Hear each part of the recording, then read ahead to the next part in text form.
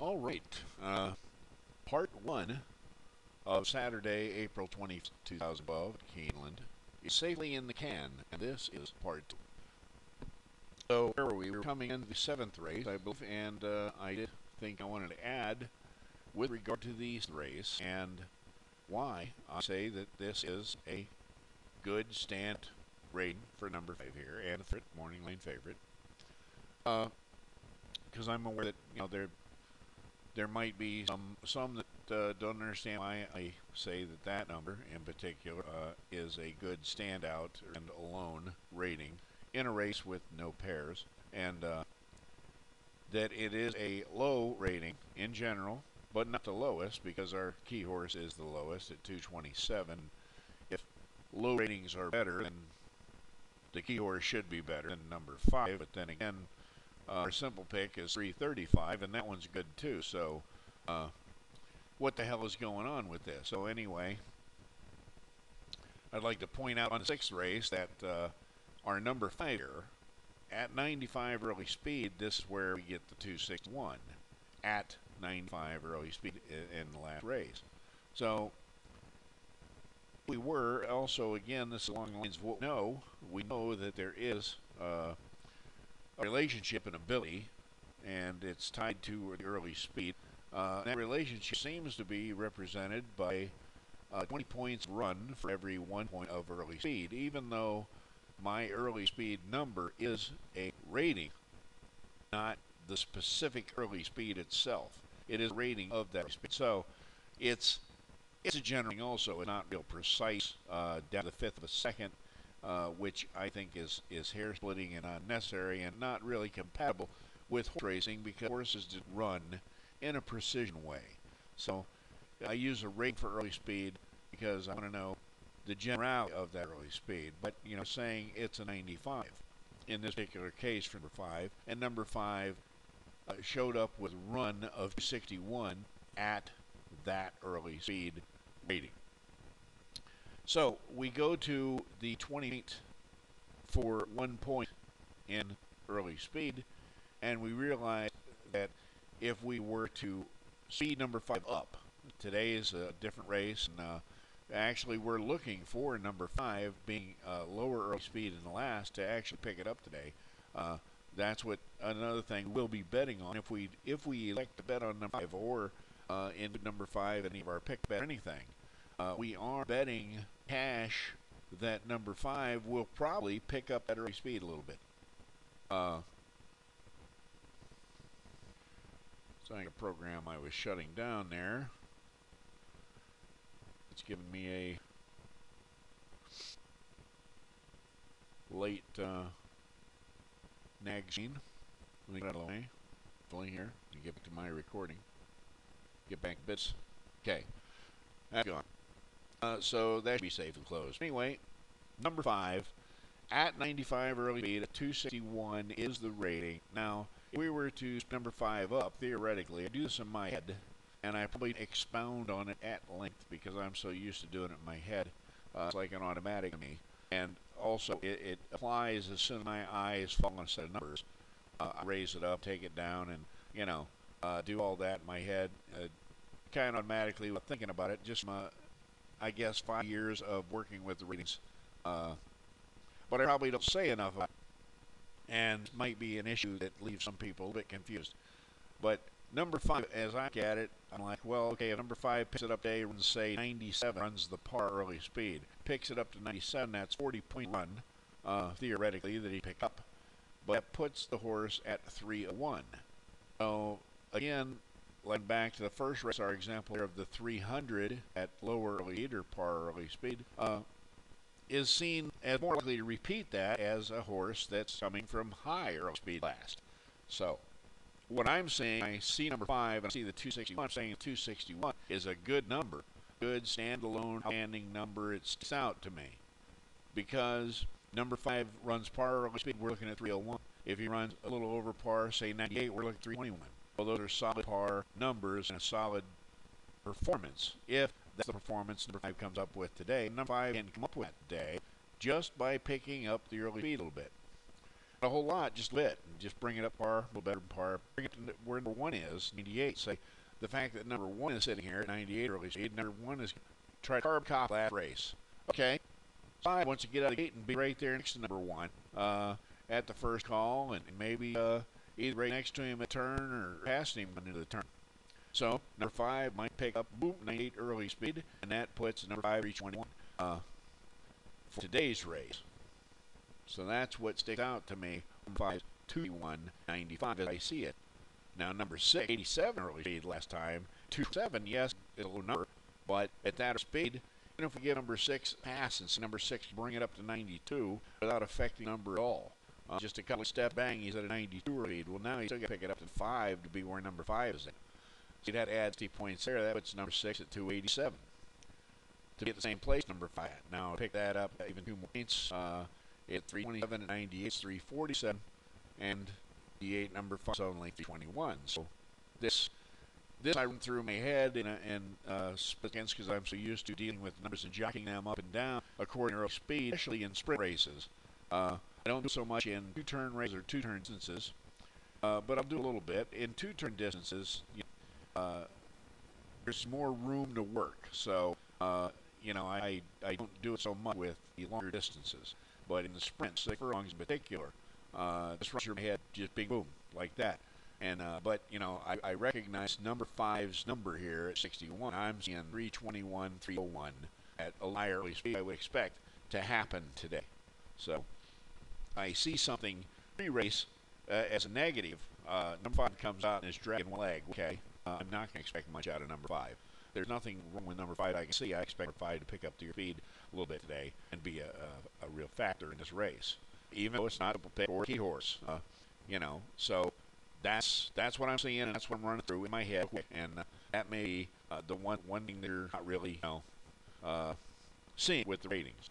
But hopefully, that clears it up, or at least gets you looking in a direction and can understand things a little better here very quick. So into the 7th race we go. 9 furlongs on the poly, mile 8th, 2-turn race. I'm figuring average class or allowance race with pars 120.90 for distance. And as we look at this chart, we see I've gone with color eye to show you how many pairs are in this race. Ratings pairs, ability pairs. 5 and number 7, number 1 and number 9. Number 1 and number 9, I'm saying primary pair, and 5 and number 7 are actually 2 of a 4-horse group. Number 6 and 4, and they're on a part of the chart with 2 high and 2 down low for an 8th, where hey, all 4 of these might be a wire.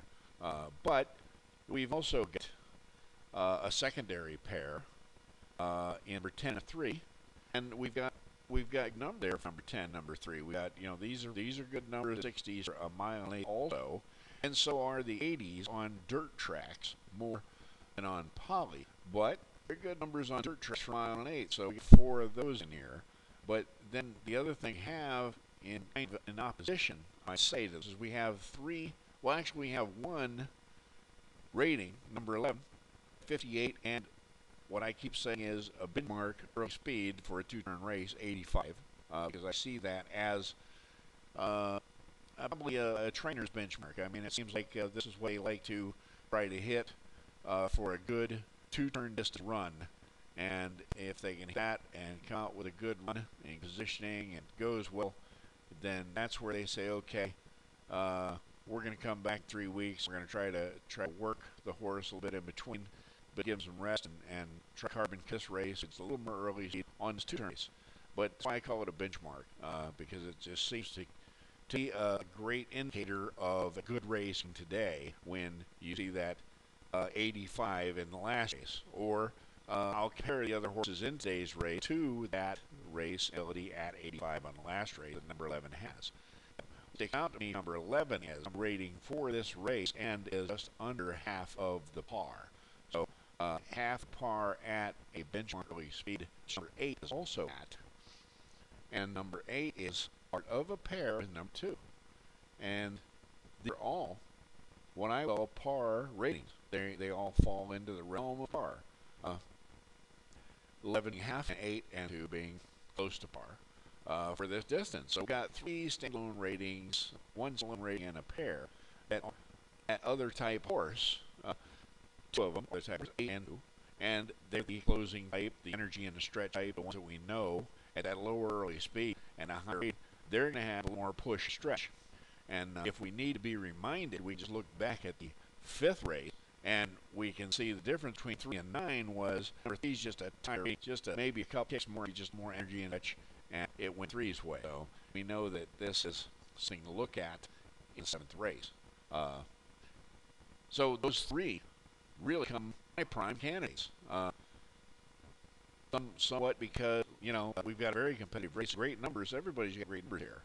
But they might all cancel each other out as they fight. You know, if they start fighting each other for an advantage right out of the gate, because I know number 2 are just going to be like, yeah, you guys go ahead, I'll get you at the wire. And I'm not sure what 11's going to do, but 11 might have the ability just to go wire to wire and let everybody else fight, trying to overtake him the whole way. So with that, I would say number 8 and 2 are my prime candidates for any betting here, and in particular pick bet. I would put those 3 and leave the others out, and figure I've got it covered with 3 horses running at close to par, and especially also because odds. I've got 10 to 1 on 11, I've got 15 to 1 for 8, and I got 4 to 1 second choice morning line odds on 2. So I'm going to let number 2 be the favorite for that pick 3 bet or pick bet, whatever I put in, and those are the horses there. Which turns out good, because that is part of, if you go to the next race, a $2 pick for $480. And it also gets a winner at the average payoff of $10.20. So another there by saying, okay, I'm going to go with this type of horse in this race because this type of horse had just a little bit of an advantage at Keeneland. And again, we had 2 friends, but you know that's solid second choice, number 2, and a couple long shots. So you know I think I'm covering everything pretty well. And number 2 wins the race, so we're in good shape. And number 8 race, we've got a similar situation to this race where we've got a couple of pairs. That's the only thing we've got in the 8th. We don't have in the 6th. We've 2 pairs. And then we've got another pair of low ratings. And low rating that I know to be, again, good standalone, good numbers. 4.5 long turf. One of our pairs has a par rating in it. 6 and a 4 is right there at lower early speed, but same kind of par rating. Number 5 has a rating that's number 5 is going to do all the running second half stretch, and so watch out for number 5. I believe number 5 came in 3rd in this race, but number 12's got a low rating right here at middle early speed, mid-range, and 6 to 1 morning line, saying that hey, that's maybe 4th choice here, so good percentage there on 12, and it's technically the 3rd lowest rating, but I'm second because I'm kind of dismissing my key horse here as being very, very slow grass sprint. And, you know, I just don't, I think that the number at 108 for this particular race, and that number is probably reflecting more lazy horse than anything else. I'm looking at number 12 as actually being like 2nd rating in this race. And, but again, these are the 2 I'll put in this pair in pick bet. And maybe, because it's a sprint, I might put in number 11, or I might put in number 6, you know, or I might put in both of those. Or, you know, maybe I'll just go with 2. But, you know, I'll make a decision here on the pick bet, and I'll pin 2, maybe 3. I usually don't go 4 unless I've got money in my pocket from some earlier pick 3. But you know, I'll definitely go with 2, 12, number 5, and I'm calling them pair of standout ratings. So that works out pretty well also, because that rounds out the $480 pick, and it's also part of a $21,000 pick 3 that comes out of the Lexington Coolmore, which is won by a horse pays $143.80. Even though it's a stakes race at Keeneland, and you know we're not supposed to see those kind of odds winning that kind of race at Keeneland, but there's again. And again, it's a race that is packed, loaded with pairs, and We've got two ratings that aren't paired up, two horses that aren't paired with anybody, and it's very low for number 6 and one in the 70s for number 4. But we've got a pair of 70s, we've got a pair of 60s, which, here, 63. That's the number that won Bluegrass last week. 61. Number 11, a pair of 7s. We've got a 51 paired with our simple pick. It's 54. 98 early speed. Hey, maybe a bit too fast for a mile and 16th, but this is a stakes race, so we might expect to see some fast horse that can carry some speed. That might be number 7, but the thing about this race is we have 3 horses in the 30s.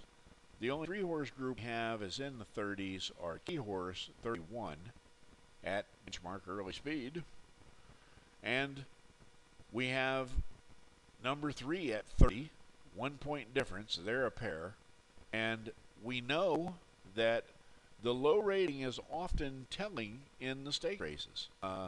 Sometimes in stakes, we can just get the low rating. Now, the low rating in this race would be number 6, which I think is a little too low. And in particular, especially what we've seen at Keeneland, where it's often been verified, the general thinking on a rating this low at this kind of race is this horse is out of gas in a stretch.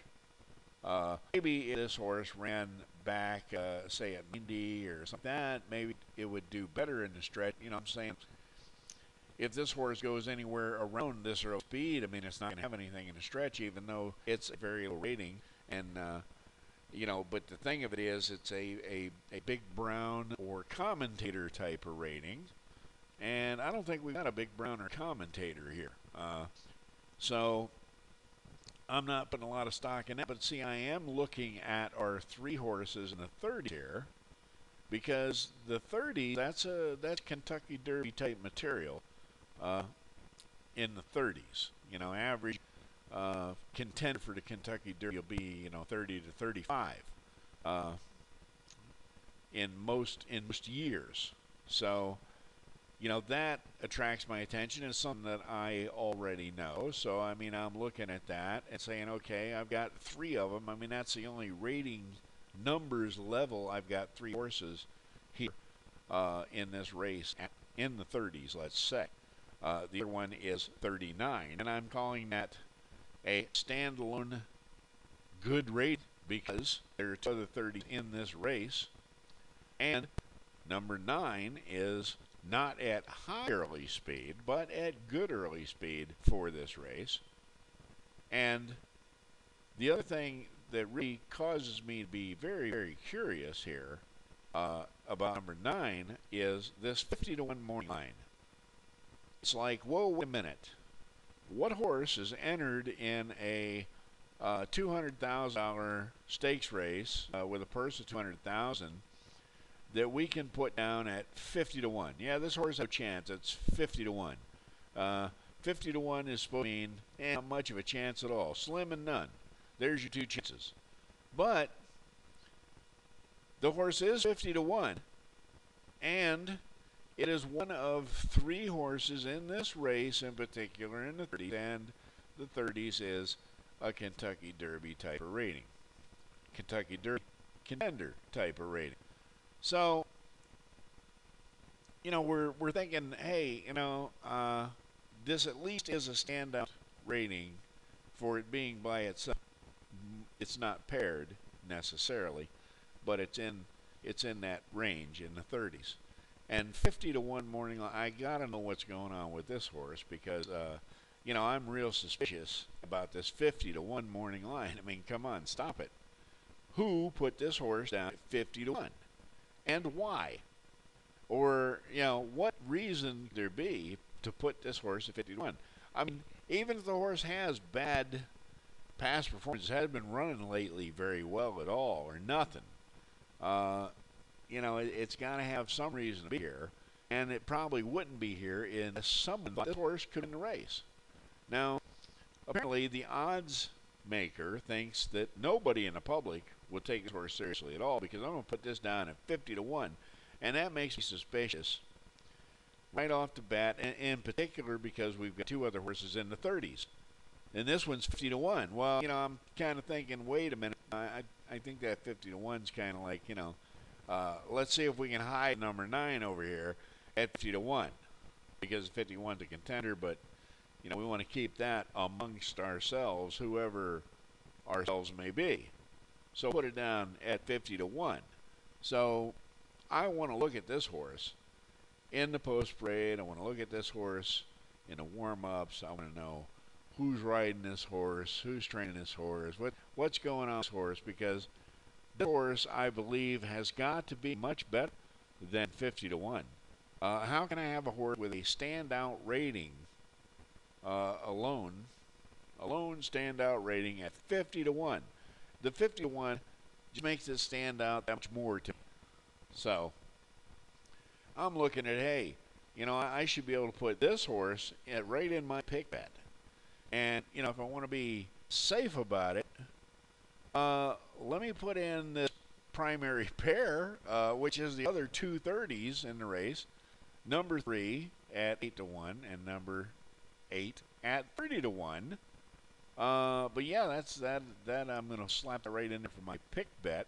And just to be inclusive about it, I'm even going to put the simple pick and the number 1.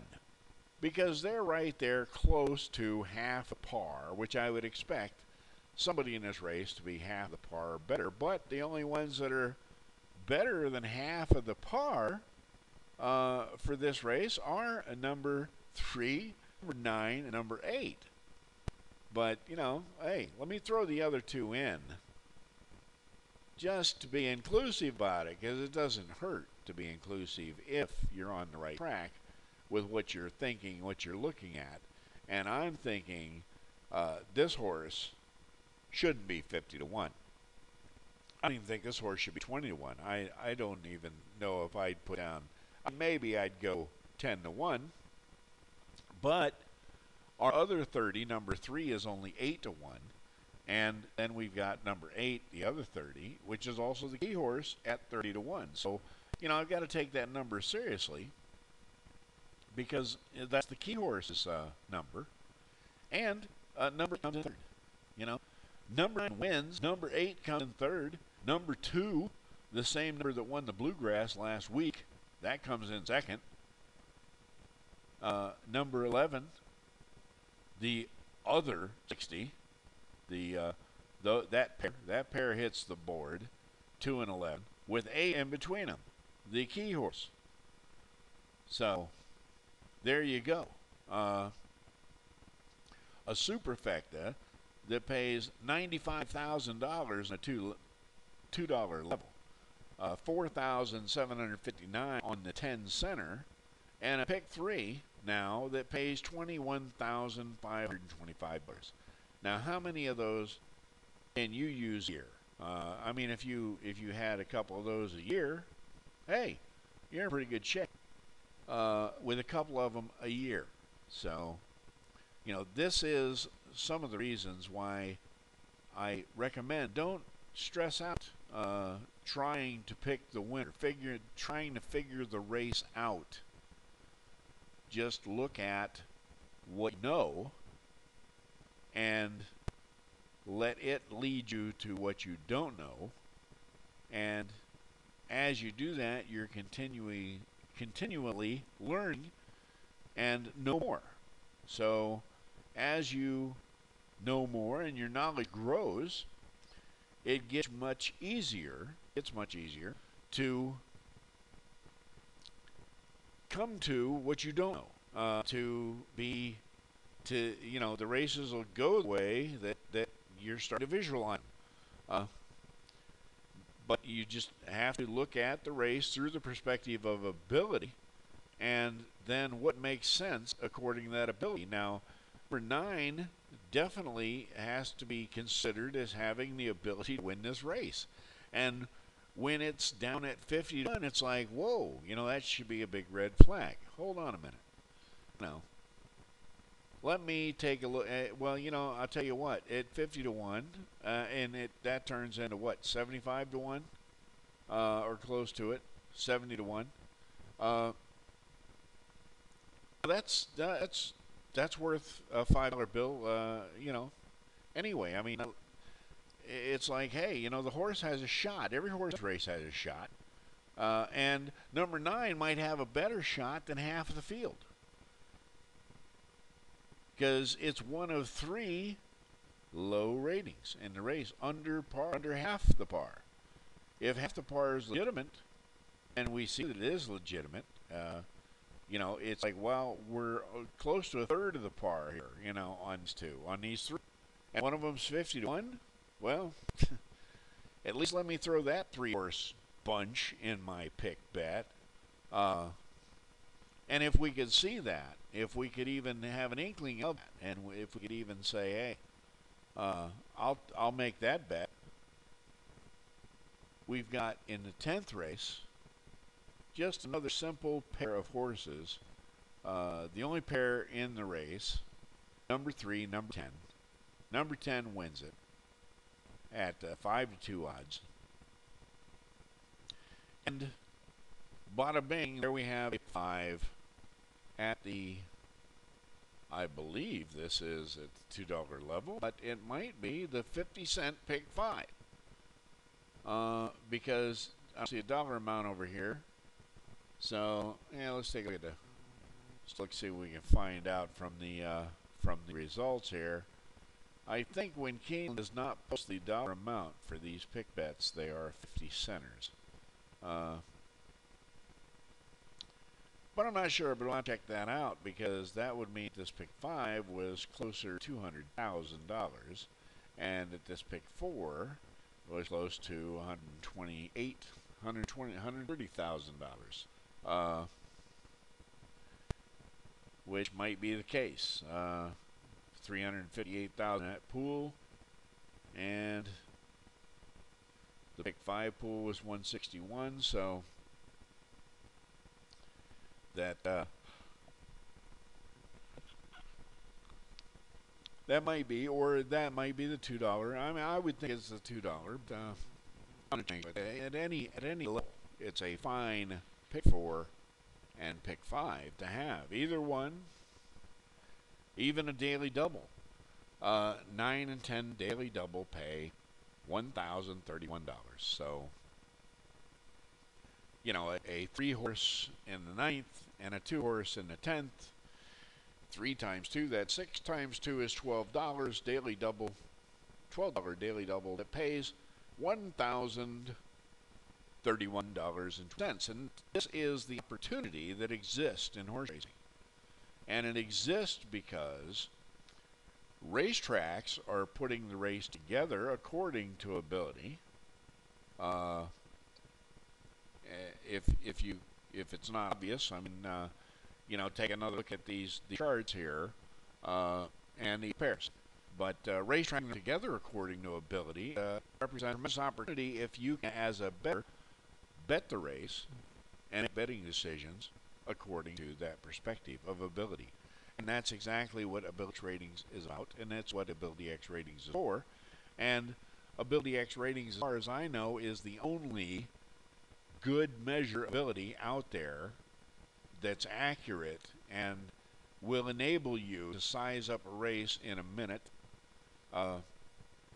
and make a betting decision that you can bet confidently or pass confidently or be confident in that betting decision after a while. I mean, might take a little time to gain that confidence, but it'll come. And the perspective of ability is the only thing that I know of that you can bet with that kind of confidence and have the hope of arriving at that point where you can bet with confidence, whether you're betting, whatever you're betting, or if you're not betting, with confidence. It's an amazing difference when you can do that, when you are not shocked, when you're not amazed at what happens, when you understand what's going on, when you understand what the risks are, which is another thing that you get with Ability X Ratings is you make a betting decision understanding, hey, I'm taking this shot because of this, that, and the other, and I realize I could beat here and here. If it goes that way, and if it goes that way, it doesn't mean I'm a dumbass. and it goes my way, it doesn't mean I'm a genius. What it means is I made a good betting decision, and let me line up and see if I can do it again. Because that's all I've got to do is make a good betting decision. If I could do that every time, then I'm just way ahead of the public and most horse players. Because the horse players and handicappers are showing you right here with this race, the Coolmore Lexington, that they don't get it. You know, Morning Line Maker puts a sound contender on the basis of ability down at 50 to 1, and they're like, oh, well, that horse didn't have any chance. Let me throw him out first. So, these are the people that make up most of the pool, and it's very easy when you can use the perspective of ability just to bet against them. If that's your only criteria, I'm going to bet against the handicapper. That's my only criteria for a betting decision. Right there, you've got the good results of that criteria. Hey, I'm going to bet against a handicapper. Look, Lexington Coolmore today, 9th race, the handicapper is not betting number 9. So, that's what I'm betting. I'm betting number 9. And number 9 is just as good as these other two, and the here and that one. So, hey, 50 to 1. I'm betting number 9, you know. So, just let me see where the handicapper's going, and I'll just go the other way. That's all. Not very difficult, complex at all, and I'll probably be making a good betting decision 60%, 70% of the time. And then if I can just learn a little bit from there, before you know it, I'll be making a good betting decision 100% of the time. And when I can get there, it's like, you know, horse racing is fairly easy for me. I just make a good betting decision, and I'm way ahead, and there you go. And hey, let's go to the races. Where's the nearest racetrack? Or let me log on my computer at home and bet against a few handicappers and make a little money today. So that's what it's about, and that's what Ability X Ratings is for. And hopefully, you know, these two recaps, Part A, Part B, will have you understanding the numbers themselves a little better. That is the aim of the whole Results in Advance seminar. So we're going to continue working on it. It's still early. You know, we're not even through Keeneland yet. We got a long way to go. So we can discuss this over and over many times. And I'm sure I can, you know, I'll be daily showing you the consistency, just as I've been showing you for the past several weeks. And the consistency's there, and it'll stay there. It's not going anyplace. So I'll see you on the next video, and I appreciate you joining me for this one. Thank you very much.